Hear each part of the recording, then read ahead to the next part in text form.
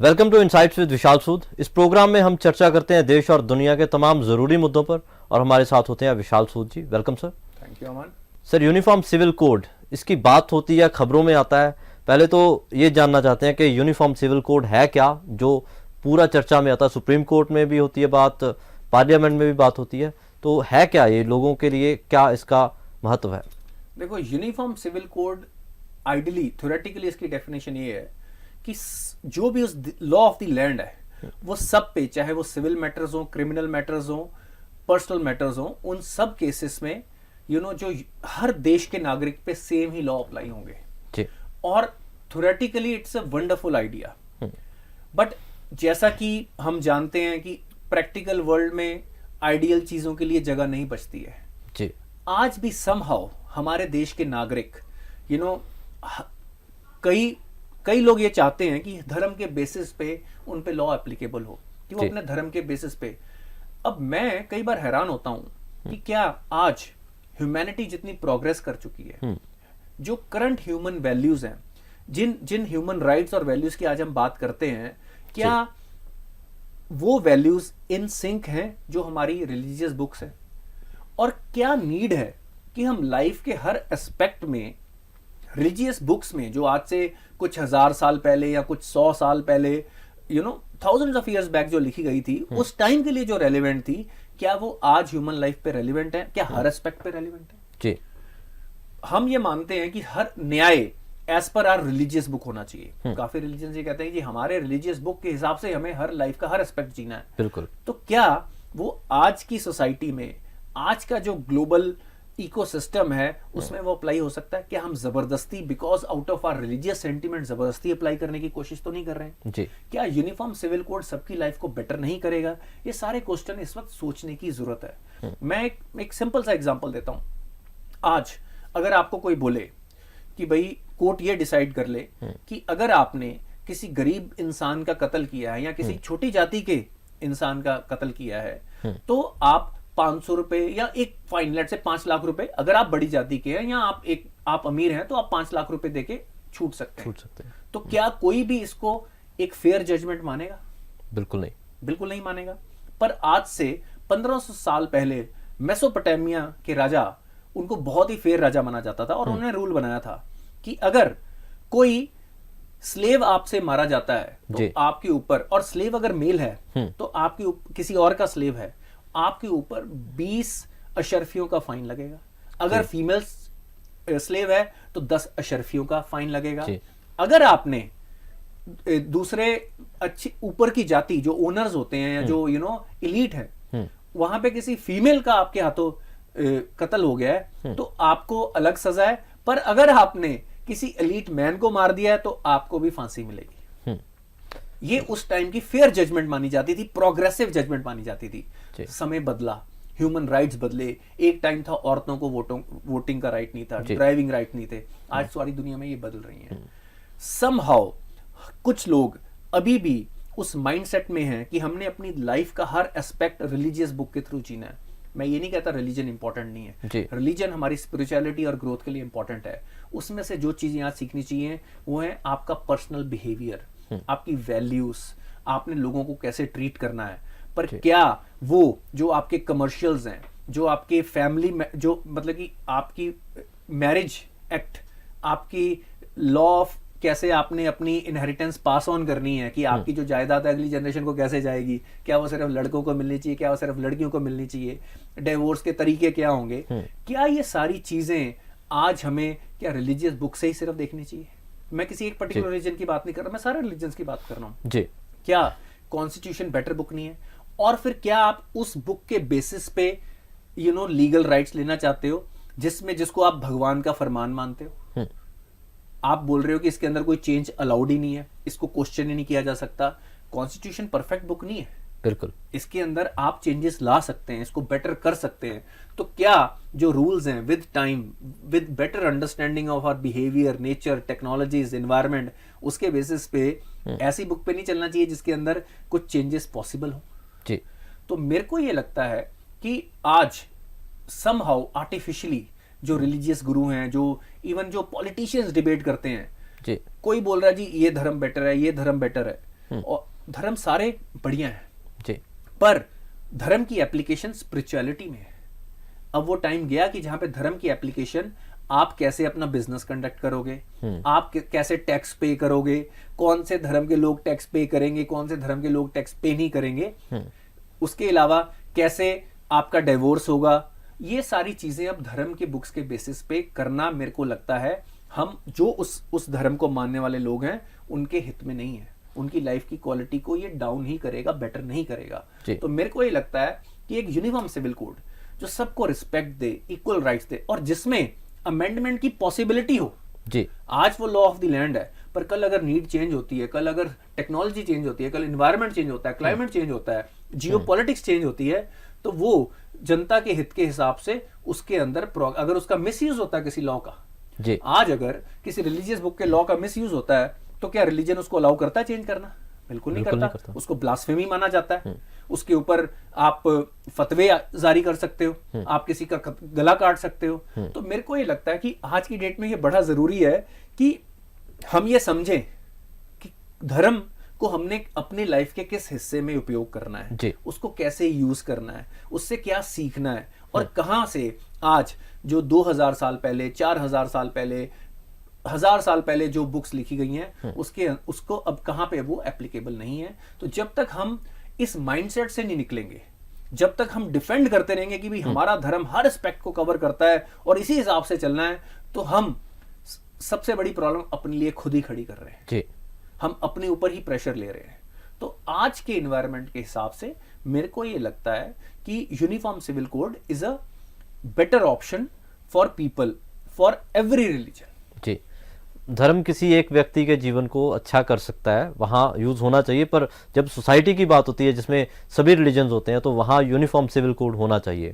देखो हमेशा यहीं पे है, हर जगह पे सोसाइटी में डिफरेंट लोग होंगे। मैं ये कहता हूं कि आज आप यूनाइटेड अरब अमीरात को ले लो, जी इट्स अ मुस्लिम कंट्री। क्या उनके सारे रूल एज पर क्या जो उनकी रिलीजियस बुक है सिर्फ उसके बेसिस पे? वो रिलीजन को पॉजिटिवली यूज करते हैं जी अपने वैल्यू सिस्टम्स के लिए, अपने बिहेवियर के लिए, फैमिली स्ट्रक्चर को प्रोटेक्ट करने के लिए, जो कुरीतियां आ रही हैं मॉडर्न जमाने में उससे बचने के लिए, ताकि हमारा मॉरल कैरेक्टर डाउन ना हो। पर वो जो अपना बिजनेस कंडक्ट करते हैं, वो जो उन्होंने के कंपनी लॉज हैं, वो उस हिसाब से नहीं है। जी तो मेरे को ये लगता है कि और इसका एग्जांपल आप किसी भी और रिलीजियस कंट्री में ले सकते हैं।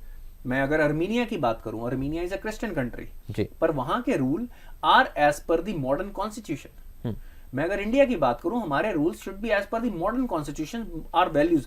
इसका मतलब ये नहीं है कि आप अपने कल्चर, रिलीजन और उन सब चीजों को भूल जाओ, उनकी बहुत इंपॉर्टेंस है। You take pride in that, you apply certain principles, जो उनमें अच्छी चीजें, जो हमेशा यूनिवर्सल ट्रूथ्स हैं, उनको अप्लाई करो अपनी लाइफ में। भाईचारा, उसके अंदर जो प्यार है, जो उसके अंदर अपनी जो लोगों को रिस्पेक्ट देनी है, कैसे ट्रीट करना है, फेयर कैसे होना है, वो सारी चीजें सीखो। जी राइट, वो मॉरल वैल्यू सीखो। बट आप उसको अपनी लाइफ के मॉडर्न सोसाइटी के हर एस्पेक्ट में, किसी भी रिलीजियस बुक को, मैं हिंदू धर्म की बात कर लूं या किसी भी और धर्म की बात कर लो, किसी भी बुक को आप हर जगह पे अप्लाई नहीं कर सकते। अगर कोई कोशिश करता है, वो फेनेटिक है, वो फोर्स कर रहा है, वो जबरदस्ती उसका एक मतलब निकालेगा, उसको फोर्स करने की कोशिश करेगा। पर एक्चुअल में जो बुक 4000 साल पहले, 2000 साल पहले, 1500 साल पहले, 500 साल पहले लिखी गई है, आज उस बुक का हर एस्पेक्ट हमारी सोसाइटी में अप्लाई हो ही नहीं सकता। तो इसलिए यूनिफॉर्म सिविल कोड हर नागरिक के लिए बेटर है। अब पॉलिटिकल रीजंस के कारण, अपने पर्सनल कम्युनिटी बेस्ड एक माइंडसेट के कारण लोग मिडिलमैन बनना चाहते हैं। हमारा कॉन्स्टिट्यूशन है, आपका कॉन्स्टिट्यूशन आपको एज एन इंडिविजुअल आपके पूरे अधिकार देता है जी। पर कुछ नेता, कुछ रिलीजियस नेता आपके मिडिलमैन बनना चाहते हैं। वो कहते हैं जी हमारी इस कम्युनिटी को स्पेशल प्रिविलेजेस दो। बिल्कुल उस तरीके आपको बता के कि मैं आपको स्पेशल प्रिविलेज दिला रहा हूं, वो आपके मिडिलमैन बनना चाहते हैं। कॉन्स्टिट्यूशन में जो भी चेंज आएगी उनके थ्रू आए जी। तो मेरे को लगता है कि आज हमारी यूथ को ये जागरूक होने की जरूरत है कि यूनिफॉर्म सिविल कोड हर धर्म के बच्चे के लिए, यूथ के लिए, बुजुर्ग के लिए, महिला के लिए और हर इवन मेल्स के लिए, सबके लिए वो एक बेनिफिशियल चीज है। तो उसके लिए सबको कलेक्टिवली रूट करने की जरूरत है। तो अगर इसकी बात करें, पार्लियामेंट में इसका कानून बनाया जा सकता है? देखो, पार्लियामेंट हमारी सबसे बड़ी बॉडी है। Parliament is the only place जहां पे ये कानून पारित किया जा सकता है और उसको इंप्लीमेंट किया जा सकता जी। है। दूसरा तरीका, सुप्रीम कोर्ट डायरेक्टली बोले जी हमने अब यूनिफॉर्म सिविल कोड, पर क्योंकि हम डेमोक्रेसी हैं, जी इसको कलेक्टिवली सबके व्यूज लेके थ्रू पार्लियामेंट ही पारित किया जाएगा इन ऑल प्रोबेबिलिटी। अदरवाइज अब देखो, जब तक कम्युनिटी माइंडसेट रहेगा, जब तक हम अपने रिलीजन के बेसिस पे अपने अंदर फियर रखेंगे और दूसरी कम्युनिटीज और रिलीजन्स से एक काइंड ऑफ हम उनसे एक डर रखेंगे कि वो हमारे शायद दुश्मन है या मेजॉरिटी हमारी दुश्मन है, तब तक हम इस आइडेंटिटी को प्रोटेक्ट करने की कोशिश करेंगे, उस आइडेंटिटी को प्रोटेक्ट करने की कोशिश करेंगे उस डर के कारण जो हमारे लिए हानिकारक है। जी इसका मतलब ये नहीं कि आपने अपने रिलीजन को भूलना है या उसकी रिस्पेक्ट नहीं करनी या आपने अपने भगवान को याद नहीं करना है। जी बस जिन एस्पेक्ट्स में आज उनकी एप्लीकेशन नहीं है, एजुकेशन, राइट, आप behaviour towards certain community, certain बच्चों के साथ कैसे बिहेव करना है, लेडीज के साथ, जो चीजें आज से 2000, आज आप किसी को स्लेव रख सकते हैं? बिल्कुल नहीं। पर 2000 साल पहले रख सकते थे, बिल्कुल लीगल था, और बल्कि 200 साल तक पहले तक रख सकते थे। धीरे धीरे ये चेंजेस आई हैं। बिल्कुल। तो जस्ट बिकॉज रिलीजन में कि बुक्स में भी स्लेव्स के बारे में मेंशन्ड है जी कि आपके और उस कि भाई it was in every community that it was being practised, जी तो क्या आज वो रेलिवेंट है? तो मेरे को ये लगता है कि आज अगर हमारे लोग अपने इस माइंडसेट को थोड़ा सा डर से हटके रैशनली सीखें कि उनका रिस्पॉन्सिबिलिटी नहीं है कि एक रिलीजियस बुक में जो चीज लिखी है उसको डिफेंड करे जाना। जी आप उसके अंदर जो रेलिवेंट चीजें हैं आप उनको एक्सेप्ट करिए, और बाकी जो रूल है, जो चीजें, जो दुनियावी चीजें हैं, उसको रिलीजन से दूर रख दीजिए। बिल्कुल। ये तो रिलीजन की बात हुई सर। अगर हम ज्योग्राफी को देखें, ज्योग्राफिकली ये यूनिफॉर्म सिविल कोड, जब हम पंजाब में भी वही है, कश्मीर में भी वही है, वहाँ पे कुछ डिफ्रेंशिएट हो सकता है कि कहीं क्लाइमेट अलग है, कहीं लोगों की कम्युनिटी और है, वो उस हिसाब से हम इसको डिफ्रेंशिएट कर सकते हैं? देखो, जब एक कोई भी रूल बनता है ना, वो लोगों की कन्वीनियंस और बेटर लाइफ के लिए और एक वहाँ पे लॉ एंड ऑर्डर मेंटेन करने के लिए बनता है। अगर एक कोई पर्टिकुलर चीज़ है, लेट्स एक बहुत ही, मैं एग्जांपल देता हूँ, रेगिस्तान है जी, वहाँ पे वाटर वेस्टेज के लॉ अलग हो सकते हैं, स्पेसिफिक रूल्स बन सकते हैं, राइट। और जहाँ पे ठंड ज्यादा है वहाँ के कुछ रूल अलग हो सकते हैं, but otherwise how to treat others, criminal laws, civil laws, ये तो सेम ही होने चाहिए। जी बाकी पॉलिसी चेंजेस हो सकती है पर कॉन्स्टिट्यूशन अलग नहीं हो सकता। सर, 2019 में कोविड शुरू हुआ था, कोविड-19 इसीलिए उसका नाम रखा गया। अब 2023 में चाइना में ही, जहां से कोविड शुरू हुआ था, वहां बहुत ज़्यादा कोविड की इन्फेक्शंस हैं। अब पूरी दुनिया को ये कैसे इम्पैक्ट कर सकता है, और क्या पूरी दुनिया की इकॉनमी उसमें कोई फ़र्क आएगा? देखो, ये बोलना अभी थोड़ा सा मुश्किल है, पर मेरे को ये लगता है कि अब दुनिया को, चाइना को एक आर्म्स डिस्टेंस पे रखना चाहिए। पहले भी चाइना की मिस इन्फॉर्मेशन और के कारण ये कोविड इतना बड़ा डिजास्टर बना, कई करोड़ लोग मारे गए, कितने लोग भूखमरी का शिकार हो गए, कितने लोगों की एम्प्लॉयमेंट चली गई, कितने लोगों के बिजनेस बंद हो, कितनी लाइफ्स बर्बाद हुई हैं, ये कोविड के कारण हुई हैं। और इसका single responsibility China, communist party of China और जी जिनपिंग पे जाती है। अब बेसिकली उन्होंने जीरो कोविड पॉलिसी रखी, जिसमें लोगों पे उन्होंने अननेसेसरी अत्याचार किए, उनका लाइवलीहुड रोका, उनको काइंड ऑफ कैद में रखा। सिंपल सा रीजन था क्योंकि third time presidency Xi Jinping ने लेनी थी। वो अपने ऊपर, अगर इतने लोग मरते तो उनके खिलाफ एक काइंड ऑफ लोगों का रिवोल्ट होने के चांसेस थे, वो उससे डरते थे। जी, जैसे ही वो बन गए, उन्होंने वो जीरो कोविड पॉलिसी, और उसके अगेंस्ट भी लोगों ने अपना प्रदर्शन शुरू कर दिया था, जो चाइना में कभी सुना नहीं गया था। जी जिनपिंग को हटाओ के नारे लगने शुरू हो गए थे। क्योंकि पार्शियल लॉकडाउन के कारण एक बिल्डिंग के अंदर कितने लोग मारे गए आग में जलने के कारण, वो अपने आप को बचा नहीं पाए सख्त पॉलिसीज के कारण। तो उसका विरोध हुआ, जनता में एक सेंटिमेंट है चाइना के अंदर, काइंड ऑफ एक कम्युनिस्ट पार्टी के अगेंस्ट और जी जिनपिंग के अगेंस्ट स्पेशली एक काफी नेगेटिव सेंटिमेंट है, और उससे सबसे ज्यादा कम्युनिस्ट पार्टी डर रही है। उसके कारण वो एक्सटर्नली एनिमीज ढूंढ रही है ताकि जनता को वहां पे बिजी किया जा सके। अगर इंडिया के बॉर्डर के आप इशू देखो, ताइवान के इशू देखो, हर जगह पे वो इशू बना रही है ताकि इस चीज को, और एक इकोनॉमिक भी उनकी बिल्कुल स्लो डाउन होगी, उनके कितने बैंक बिल्कुल बर्बाद हो गए, उनकी लिक्विडिटी नहीं है, कितनी हाउसिंग और डेवलपमेंट कंपनी, वहां पे कई शहर है जो बिल्कुल सुनसान पड़े हुए हैं, बिल्डिंग्स बनी है, कोई खरीदने वाला नहीं है। तो चाइना एक बहुत ही ट्रबल टाइम से निकल रहा है, और इसकी रिस्पॉन्सिबिलिटी, और चाइना के लोग भी सफर कर रहे हैं, पर इसकी रिस्पॉन्सिबिलिटी जी जिनपिंग और कम्युनिस्ट पार्टी ऑफ चाइना पे जाती है। आज उन्होंने जीरो कोविड पॉलिसी बनाई है, अपने, जब दुनिया में कोविड फैल रहा था, उन्होंने अपने बॉर्डर्स लॉक कर दिए थे।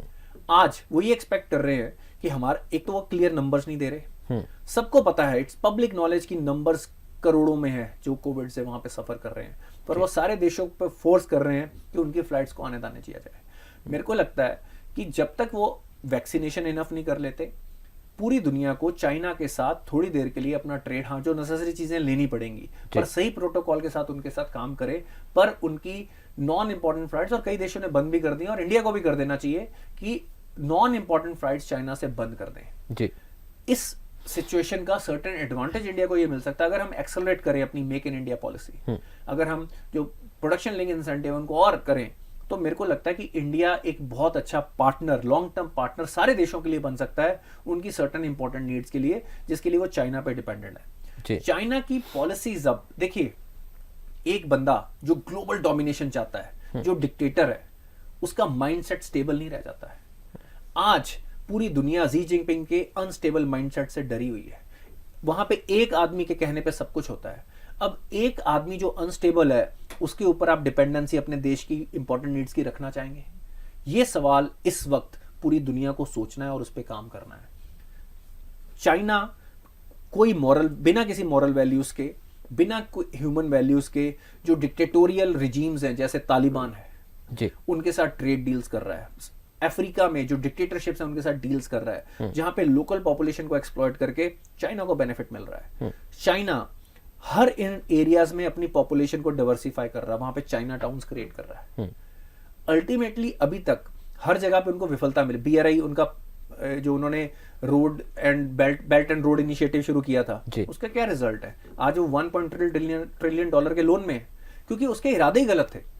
उसका पर्पस सिर्फ ये था कि इन सारी जगह पे चाइना का एक्सेस बनाना, फ्री एक्सेस बनाना, उसके अंदर उसको मिलिट्री पावर एस्टेब्लिश करना। फिर वहां की जो गवर्नमेंट्स हैं, आप नेपाल का हाल देख लीजिए, श्रीलंका का हाल देख लीजिए।